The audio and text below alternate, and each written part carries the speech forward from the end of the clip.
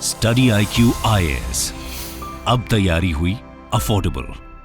नमस्कार दोस्तों आपको पता होगा हमारे देश के अंदर जो पॉलिटिकल स्ट्रक्चर है वो सेंट्रल लेवल पर और स्टेट के लेवल पर लगभग सेम होता है। जैसे सेंट्रल लेवल पर हम कहते हैं ना हेड ऑफ द स्टेट वो होते हैं प्रेसिडेंट, और वैसे ही हेड ऑफ द गवर्नमेंट कौन होता है, प्राइम मिनिस्टर। उसी प्रकार से स्टेट के अंदर जो हेड ऑफ द स्टेट होते हैं वो होते हैं आपका गवर्नर, और हेड ऑफ द गवर्नमेंट कौन होता है स्टेट में, वो होता है चीफ मिनिस्टर।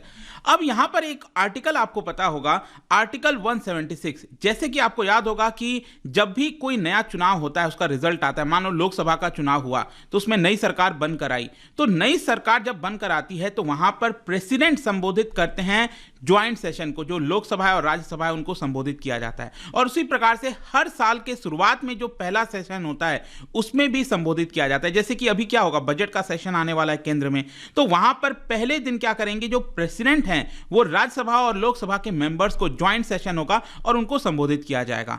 उसी प्रकार से 176 आर्टिकल 176 हमारे संविधान का कहता है कि राज्य के स्तर पर भी जब भी जनरल इलेक्शन होता है, स्टेट का इलेक्शन होता है, उसमें नई सरकार चुनकर आती है तो गवर्नर को एड्रेस करना होता है सबसे पहले, मतलब स्टेट लेजिस्लेचर के अंदर, विधानसभा के अंदर, और हर साल के शुरुआत में यहां पर उनको संबोधित करना होता है। तो तमिलनाडु में क्या हुआ है कि अभी साल की शुरुआत हुई है, तो जो पहला सेशन था उसमें यहां पर तमिलनाडु के गवर्नर हैं, उनके द्वारा स्पीच दिया गया, और इसी स्पीच को लेकर एक बहुत बड़ा बवाल हो गया। इनफैक्ट यहां पर आप देख सकते हो ये खबर जो है, DMK government versus governor face off hits a new law in Tamil Nadu as assembly witness unprecedented scenes. तो ये एग्जैक्टली हुआ क्या है, यहां पर वॉकआउट की बात क्या कही जा रही है, मतलब कि ट्रेंडिंग में चल रहा था ट्विटर से लेकर हर जगह, ये हो क्या रहा है वो सब कुछ मैं आपको डिटेल से बताऊंगा। चलिए आगे बढ़ते हैं, लेकिन उसके पहले ध्यान रखिएगा, अगर आप यूपीएससी प्रीलिम्स 2023 का एग्जाम दे रहे हैं जो कि 28 मई को होने वाला है, तो प्रीलिम्स को क्रैक करने के लिए एक बैच हमारे द्वारा लॉन्च किया गया है जो कि 14 जनवरी से स्टार्ट हो रहा है। 90 दिन का ये पूरा बैच है जिसके अंदर 200+ आवर्स की लाइव क्लासेस कराई जाएगी। स्टैटिक और करंट अफेयर्स का जो इंटीग्रेटेड स्टडी है वो कराया जाएगा। रिवीजन बुक्स आपके घरों तक भेजे जाएंगे। All India open mock test आप दे सकते हैं।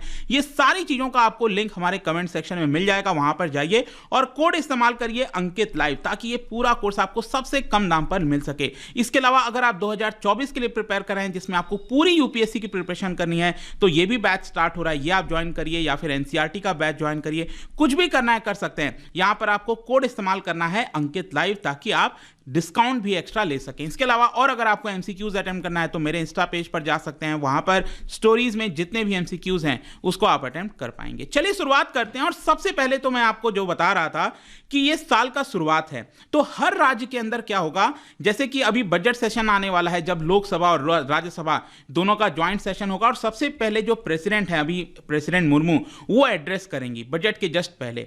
तो उसी प्रकार से हर राज्य के अंदर भी जब पहला सेशन होगा तो वहां पर जो गवर्नर हैं वो एड्रेस करेंगे वहां के विधानसभा को, और विधानसभा और मान लो स्टेट लेजिस्लेटिव असेंबली है और लेजिस्लेटिव काउंसिल है, विधान परिषद है, तो दोनों का ज्वाइंट सेशन को यहां पर संबोधित किया जाता है। तो उसी प्रकार से यहां पर आप देख सकते हो तमिलनाडु के अंदर जो गवर्नमेंट है वो डीएमके की गवर्नमेंट है। इनके पास क्लियर कट मेजॉरिटी है, 234 टोटल सीट्स हैं, जिसमें जो उनकी गवर्नमेंट है, जो अलायंस है, उनके पास 159 सीट्स हैं। तो इनके द्वारा मंडे को, अभी कल जो है वो यहां पर सेशन बुलाया गया था, और जैसा कि नियम कहता है, आर्टिकल 176 कहता है कि सबसे पहले सेशन में यहां पर जो गवर्नर हैं वो एड्रेस करेंगे। लेकिन एक चीज आपको ध्यान में रखना है कि गवर्नर क्या बोलेंगे, मतलब एड्रेस में वो क्या बोला जाता है। जैसे कि मान लो प्रेसिडेंट बोलेंगे, अभी जब बजट सेशन स्टार्ट होगा तो बीजेपी की सरकार है ना इस समय, तो बीजेपी की सरकार के द्वारा जो भी यहां पर कहा जाएगा कि हमने ये स्कीम्स लेकर आए,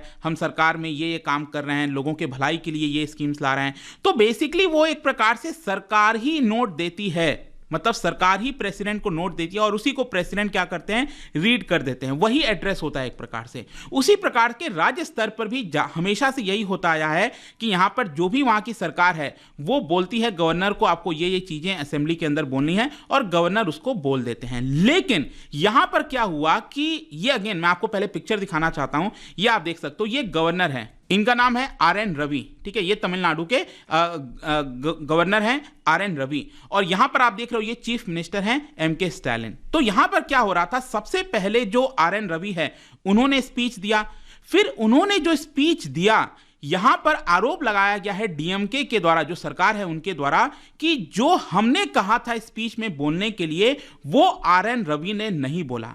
तो एक्चुअली हुआ क्या कि आर.एन. रवि ने जब अपना पहले स्पीच खत्म कर दिया, उसके बाद आप देख सकते हो यहां पर जो चीफ मिनिस्टर हैं एम के स्टालिन, वो खड़े हो गए और उन्होंने आर.एन. रवि मतलब गवर्नर के प्रेजेंस में होते हुए यहां पर एक रेजोल्यूशन ले आया। मतलब आर.एन. रवि गवर्नर के खिलाफ रेजोल्यूशन ले आया उन्हीं के सामने। और जब ये रेजोल्यूशन आया, और इसको क्योंकि मेजॉरिटी है डीएमके गवर्नमेंट की, उन्होंने ये रेजोल्यूशन आर.एन. रवि के खिलाफ पास कर दिया। और आप देख सकते हो इस वाले पिक्चर में आर.एन. रवि वहां से खड़े होते हैं और ये वॉकआउट कर जाते हैं। तो यही पूरा मामला हुआ है कि आर.एन. रवि बीच में, मतलब कि असेंबली सेशन चल रहा था और बताया जाता है कि अभी राष्ट्रगान भी होना था, तो उसके पहले ही आर.एन. रवि वहां से खड़े हुए और वो वहां से निकल गया। क्वेश्चन ये है कि यहां पर आर.एन. रवि ने क्या बोला था। देखो, आर.एन. रवि ने सबसे पहले अपने एड्रेस में एक तो ग्रीटिंग्स दिया, न्यू ईयर की ग्रीटिंग्स दी, और पोंगल आपको पता है इंपॉर्टेंट फेस्टिवल है तमिलनाडु के लिए, उसके लिए यहां पर ग्रीटिंग्स दिया। तो यहां पर जब वो खड़े हुए बोलने, क्योंकि दोनों के बीच में जो इस समय रूलिंग पार्टी है ना डीएमके, ठीक है, उनके बीच में और यहां पर जो आर.एन. रवि हैं गवर्नर हैं, दोनों के बीच में लंबे समय से कुछ ना कुछ प्रॉब्लम हो रहा है। वैसे अगर आप इनडायरेक्टली देखिए तो अल्टीमेट प्रॉब्लम बीजेपी और डीएमके की है, लेकिन अब आपको पता ही होगा कि यहां पर जो भी गवर्नर होता है वो कौन अपॉइंट करता है, सेंट्रल गवर्नमेंट अपॉइंट करती है, सेंटर में पावर में बीजेपी है। तो यहां पर डीएमके बार बार आरोप लगाती रहती है कि बीजेपी उन्हीं गवर्नर को भेजती है और वो लोग अपना जो एजेंडा है वो चलाने की कोशिश करते हैं यहां पर। तो ये सब चलता रहता है। तो यहां पर जब आर.एन. रवि खड़े हुए थे बोलने के लिए, तब यहां पर काफी ज्यादा स्लोगन्स रेज किया गया उनके खिलाफ। यहां पर बताया जाता है कि इस तरह के स्लोगन आप देखिए, तमिलनाडु वेजगवे मतलब long live Tamil Nadu, angle Nadu Tamil Nadu मतलब आवर लैंड इज तमिलनाडु। इस तरह का जो स्लोगन्स है वो आपका रेस किया जा रहा था गवर्नर के खिलाफ वहां पर। और जो गवर्नर हैं उन्होंने अपना स्पीच में यहां पर स्वामी विवेकानंद का नाम लिया, तो चलो ठीक है, स्वामी विवेकानंद का भी नाम ले लिया। लेकिन आरोप उनके ऊपर यह है कि उन्होंने यहां पर और भी कई सारे नाम लेने थे। मतलब स्पीच के अंदर गवर्नमेंट ने, डीएमके की सरकार ने और भी कई नाम बोले थे कि स्पीच में यहां पर आर.एन. रवि बोलेंगे, लेकिन उन्होंने उसका नाम नहीं लिया। जैसे कि काफी सारे स्टालवर्ट जो वहां पर तमिलनाडु में हो चुके हैं पहले द्रविडियन पॉलिटिक्स के अंदर, जैसे ई.वी. रामास्वामी पेरियार, सी.एन. अन्नादुरई, इन सबका यहां पर नाम नहीं लिया। इनफैक्ट बताया जाता है कि जो 65th पॉइंट है स्पीच के अंदर, यहां पर आर.एन. रवि ने इंक्लूड ही नहीं किया, क्योंकि सरकार, देखो सरकार क्या चाहेगी, उसकी ज्यादा से ज्यादा तारीफ हो यहां पर। तो सरकार ने अपने स्पीच में लिखा था, government is founded on the ideals of social justice, self respect, inclusive growth. मतलब कि जो डीएमके की सरकार है वो यहां पर इन सारी चीजों को रेस्पेक्ट करती है, इक्वालिटी को, वुमेन एम्पावरमेंट को, सेक्युलरिज्म को। तो डीएमके ने यह आरोप लगाया है कि आर.एन. रवि ने ये जो पूरा पॉइंट है स्पीच के अंदर उसको स्किप कर दिया, उसको बोला ही नहीं। और साथ ही साथ यहां पर द्रविडियन मॉडल, ये जो शब्द था, ये जो द्रविडियन मॉडल शब्द था, उसको भी अपने स्पीच से गायब कर दिया गवर्नर ने। ऐसा आरोप डीएमके के द्वारा यहां पर लगाया गया है। और इसके साथ साथ कई सारे जो इनिशिएटिव्स हैं, जो स्कीम्स हैं, जैसे कि एजुकेशन से रिलेटेड, हेल्थ से रिलेटेड, वो सारे स्कीम्स भी यहां पर आर.एन. रवि ने नहीं बोले थे, तो डिविएट हो गए। मैंने आपको क्या बताया, यूजुअली क्या होता आया है कि जो भी सरकार यहां पर स्पीच में कहती है गवर्नर को या फिर केंद्र में प्रेसिडेंट को, तो वो प्रेसिडेंट या फिर गवर्नर उसी को रिपीट कर देते हैं, उसको आकर असेंबली में बोल देते हैं। लेकिन यहां पर ऐसा नहीं हो पाया। तो जब आर.एन. रवि ने अपना स्पीच खत्म किया, देखो आर.एन. रवि ने अपना स्पीच खत्म किया, उसके बाद जो स्पीकर हैं असेंबली के, उन्होंने उसको तमिल में ट्रांसलेट करते हुए बोला।